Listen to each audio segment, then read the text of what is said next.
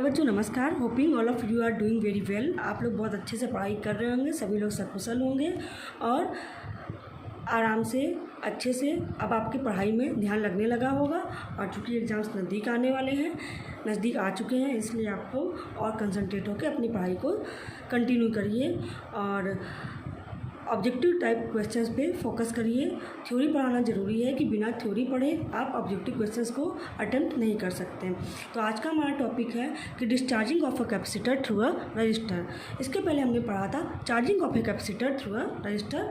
किसी भी कैपेसिटर का एक रेजिस्टेंस के साथ सीरीज में लगाने पर उसकी चार्जिंग कैसे होती है, हम ये पढ़ चुके हैं। अब हम आज पढ़ेंगे उसी रेजिस्टेंस के साथ कैपेसिटर की डिस्चार्जिंग कैसे होगी। तो हमारा जो सर्किट डायग्राम था, आप जानते हैं हमारा सर्किट डायग्राम कुछ ऐसा था। ठीक है, हम पहला वाला भी बना देते हैं और दूसरा भी बनाते हैं। हमने क्या माना था? हमने माना था कि यहाँ पे हमारी एक बैटरी लगी हुई है, यहाँ पे बीच में गैप होगा और ये पहला, ये दूसरा, ये तीसरा। तो हमने इसको कनेक्ट कर दिया था चार्जिंग के केस में। तो करंट फ्लो होना शुरू हो गई थी, करंट फ्लो होना शुरू हुई थी। फिर किरचॉफ लॉ को अप्लाई करने के लिए हमने इस साइड को पॉजिटिव, इधर निगेटिव, इधर पॉजिटिव, इधर निगेटिव कंसीडर किया था और करंट थ्रू आउट होते हुए ऐसे जा रही थी सर्किट में। ठीक है, और केवीएल अप्लाई किया था। करंट का डायरेक्शन इस तरह क्लॉकवाइज था। अब हमें क्या करना है? अब हमें ये केस था चार्जिंग के लिए। ठीक है, अब हमें डिस्चार्जिंग करना है। तो डिस्चार्जिंग करने के लिए हमें यहाँ से यानी 1 को 2 से अटैच करने के बजाय 2 से हटाकर 3 पर रख देना। तो जैसे ही हम ऐसा करेंगे तब देखिए क्या होगा। तब होगा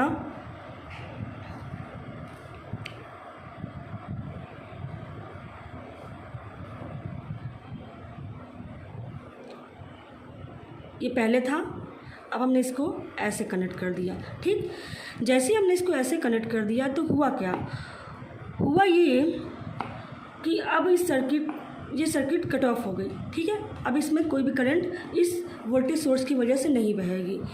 तो चूँकि कैपेसिटर फुल्ली चार्ज हो चुका है और जब कैपेसिटर फुल्ली चार्ज हुआ था तो उसके ऊपर स्टोर चार्ज का मान कितना था?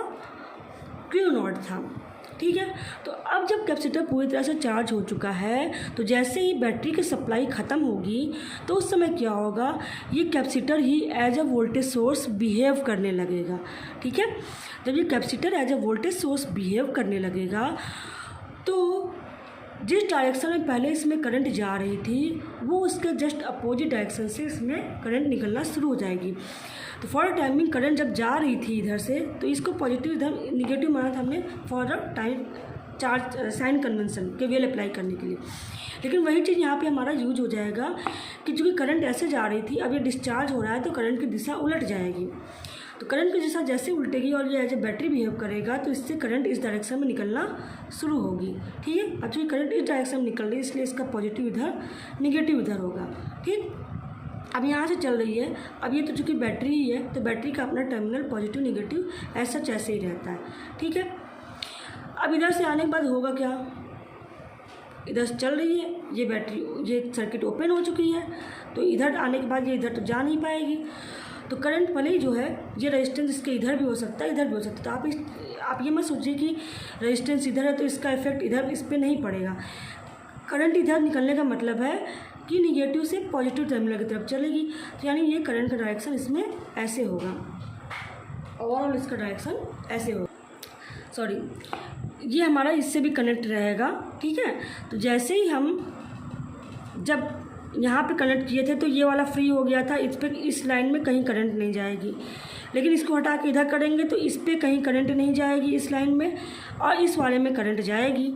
ठीक है, तो ये इधर से करंट होते हुए इधर से इधर आएगी, इधर से इधर गई। और ये एरो तो बस की का एरो बता रहा है, ये करंट का डायरेक्शन नहीं बता रहा है। इधर गई, इधर से इधर गई, इधर से इधर गई। अब हमें क्या करना है? पहले की तरह ही केवीएल अप्लाई करना है। ये डिस्चार्जिंग का केस है। ठीक है, this is the case of discharging. तो applying KVL in the circuit, KVL मतलब Kirchhoff voltage law in the circuit. तो क्या हो जाएगा? केवीएल से हमने आपको बताया था जो सर्किट एलिमेंट्स में प्लस साइन की तरफ करंट जा रही है उधर की तरफ हम प्लस बना देंगे और जिधर से निकल रही है उसको माइनस बना देंगे। अब चूंकि ये वोल्टेज सोर्स की तरफ बिहेव कर रहा है तो इसका ये प्लस इसका माइनस रहेगा ही। इधर से करंट आ रही है, ऐसे गई, यहाँ से गई, यहाँ से गई। अब इस रजिस्टर में इधर से प्रवेश कर रही है तो इधर हमने प्लस कर दिया, इधर हमने माइनस कर दिया। अब केवीएल अप्लाई करेंगे तो किसी भी एलिमेंट से स्टार्ट करें।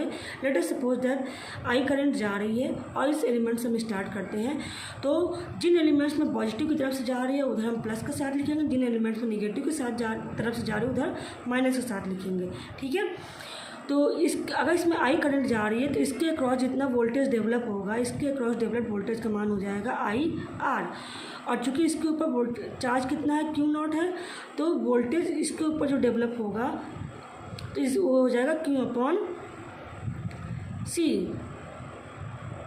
ठीक है, तो इसका जो वोल्टेज है वो क्यू बाई सी के हो जाएगा। ठीक, क्यों इसलिए लिखा कि क्यू तो एकदम स्टार्टिंग में होगा जिस समय कैपेसिटर डिस्चार्ज होना शुरू करता है, लेकिन जैसे जैसे टाइम चेंज होगा वैसे वैसे क्यू का मान भी चेंज होगा, वोल्टेज का मान भी चेंज होगा, इसलिए V equal to Q upon C कर लिया। ठीक है, अब चलिए केवीएल अप्लाई करते हैं। तो यहाँ पे पॉजिटिव की तरफ से जा रहा है तो इधर लिखेंगे आई आर, फिर इधर आए, इसका निगेटिव टर्मिनल पहले पड़ गया तो माइनस के साथ लिखेंगे, माइनस इसका वोल्टेज डिफरेंस, इसका वोल्टेज है क्यू बाई सी, ये हो गया Q by C is equal to 0। ठीक है, ये आपका होगा क्वेश्चन नंबर 1। कहीं कहीं पे किसी बुक में I R plus Q by C लिखा है जो कि टोटली रॉन्ग है। उसमें पहले यहाँ पे साइन कन्वेंशन गलत लिया है, लास्ट में भी कहीं ना कहीं जाकर साइन कन्वेंशन एक जगह गलत लिया है। जब 2 बार प्लस माइनस गलत कर दिया तो लास्ट में रिजल्ट वही आएगा। ठीक है, गलती कहाँ पे हुई है, एक गलती यहाँ पे हुई है। आगे की एक बात और बताते हैं कि जब कैपेसिटर डिस्चार्ज हो रहा होता है तो जो करंट होती है, ठीक है, करंट इक्वल टू होती है D Q upon D T, जैसा कि हमने पहले डिस्कस किया था। तो चार्जिंग के केस में टाइम के साथ कैपेसिटर के ऊपर स्टोर चार्ज का मान बढ़ रहा था, जैसे जैसे टी इंक्रीज कर रहा था तो क्यू भी इंक्रीज कर रहा था, यानी ये पॉजिटिव है तो ये भी पॉजिटिव है, तो आई का मान D Q upon D T था। परंतु यहाँ पर उल्टा है, यहाँ पर जैसे जैसे टाइम इंक्रीज करेगा वैसे वैसे कैपेसिटर के ऊपर स्टोर चार्ज का मान जो है वो घटता जाएगा, यानी व्हेन टी इंक्रीजिंग ऑर्डर में है देन क्यू डिक्रीजिंग ऑर्डर में होगा। ठीक, तो इसका मतलब D Q upon D T का मान जो आएगा वो निगेटिव आएगा, इसलिए हम इसको आई को minus D Q upon D T लिखेंगे। तो इस चीज़ को आप ध्यान समझ लीजिए। बुक्स में यहाँ पर I R plus Q by C लिखा है और आई की जगह पे plus D Q upon D T लिखा है, तो 2 जगह साइन कन्वेंशन गलत होने की वजह से रिजल्ट तो सेम ही आएगा। ठीक है, तो आप इस बात को ध्यान रखिए, किसी भी बुक में ऐसा चीज़ नहीं दिया है, लेकिन जो भी दिया गया है गलत है, आप इसको फॉलो करिए। अगर आप इसको फॉलो नहीं करेंगे तो जो भी आपको साइन कन्वेंशन या किरचॉफ वोल्टेज लॉ के लिए आपको नियम बताया गया है आप खुद ही उसमें भ्रमित रहेंगे। आप खुद अपने मन से सोच सकते हैं कि किन्हीं भी किरचॉफ वोल्टेज लॉ के अनुसार किसी भी मेश में डिफरेंट एलिमेंट्स के क्रॉस जो भी वोल्टेज ड्रॉप है उनका अलजेब्राइक सम 0 होता है। तो आप इसको और इसको दोनों को ऐड कर देंगे विथ पॉजिटिव साइन, तो कैसे 0 होगा, कैसे ये 0 आएगा, नहीं आ सकता है। तो इसी इक्वेशन पर ही वो चीज़ गलत है।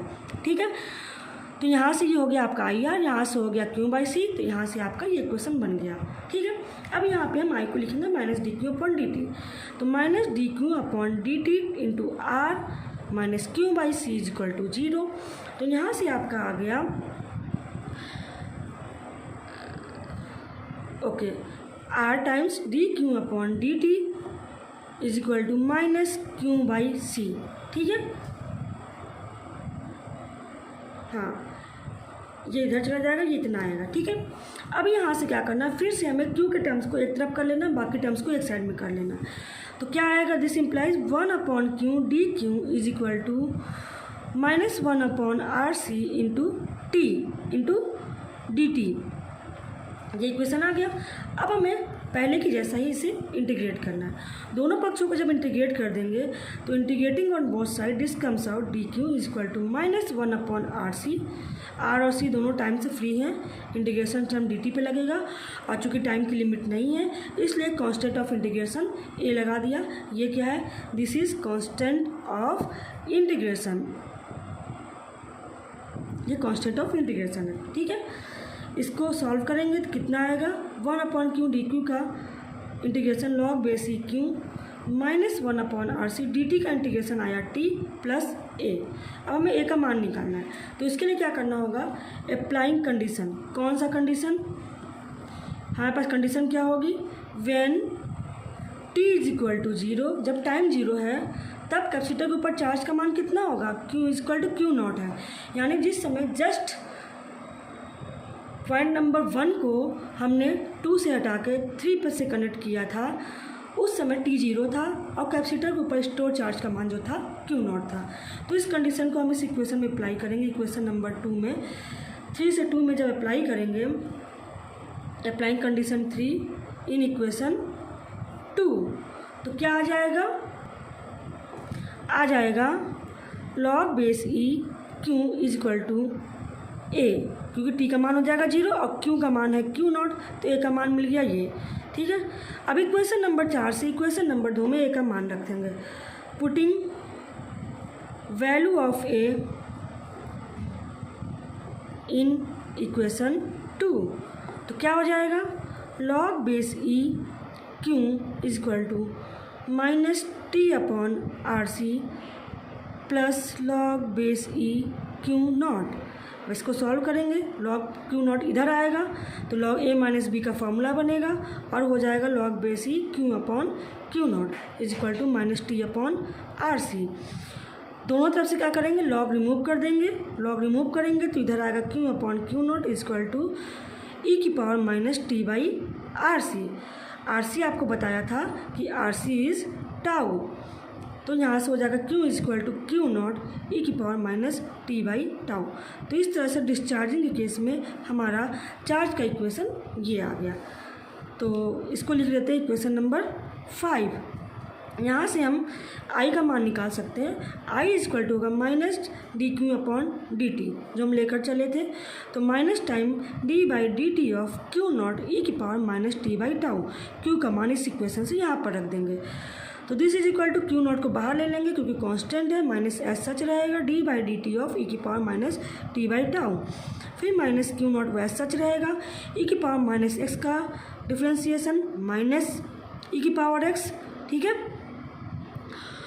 तो ई की पावर माइनस एक्स का ई की पावर माइनस एक्स हो जाएगा, तो ई की power minus T by tau. फिर माइनस टी बाई टाउ का जो आएगा वो आएगा माइनस 1 अपॉन टाउ, और आपका ये आ जाएगा टी का हो जाएगा 1। ओके, तो इस प्रकार से आपका ये आ गया I is equal to Q not upon tau E की power minus T by tau. तो ये आपका आ गया I का equation.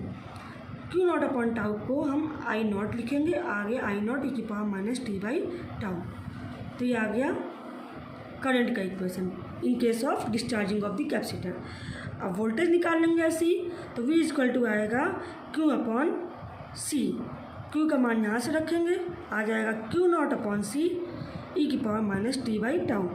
Q not upon C को हम क्या लिखेंगे, V नॉट लिखेंगे, तो ये हो जाएगा V नॉट ई की power minus T by tau.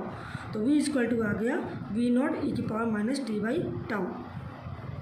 तो यहाँ पर हम देख रहे हैं I, V एंड Q तीनों का एक्सप्रेशन सिमिलर है। इलेक्ट्रिक फील्ड निकालेंगे तो जैसे पहले निकाला था उसी तरह से electric field E is equal to क्या हो जाएगा, sigma upon epsilon naught. Sigma is equal to हो जाएगा Q upon A epsilon naught. Q का मान रखेंगे यहाँ से, तो आ जाएगा Q not upon A epsilon not E की power minus T by tau. तो यहाँ से भी इस वैल्यू को अगर हम E नॉट रखेंगे तो हो जाएगा E नॉट ई की power minus T by tau. तो इलेक्ट्रिक फील्ड का मान आ गया E नॉट ई की power minus T by tau. तो ये हो गया आपका इलेक्ट्रिक फील्ड। ठीक है, अब इसी प्रकार से अगर हम पोटेंशियल एनर्जी को निकालना चाहेंगे तो पोटेंशियल एनर्जी भी निकाल सकते हैं। चलिए यहीं पर हम निकाल लेते हैं। तो पोटेंशियल एनर्जी के लिए देखिए, आप जानते हैं U इक्वल टू होता है 1/2 Q स्क्वायर अपॉन C। ठीक है, Q का मान हम यहाँ से रखेंगे इस इक्वेशन में, तो हमारा आ जाएगा Q की जगह पे Q square Q not square E की power minus 2t upon tau. फिर Q not square upon 2C को हम U नॉट मान लेंगे, तो यहाँ से आ जाएगा U equal to U not E की power minus 2t upon tau. तो इस प्रकार हम देख रहे हैं कि Q, I, V and E सब का केवल एम्पलीट्यूड वाला टर्म, यानी जो मैक्सिमम वैल्यू है Q not, I not, V not, E not, ये चेंज है। बाकी पैटर्न सबका जो रहेगा वो ई की power minus T by tau के अकॉर्डिंग ही होगा। केवल पोटेंशियल एनर्जी में e⁻⁻² के अकॉर्डिंग होगा। ठीक है, ओके बच्चों, होपिंग आपको समझ में आ गया होगा। Thank you very much.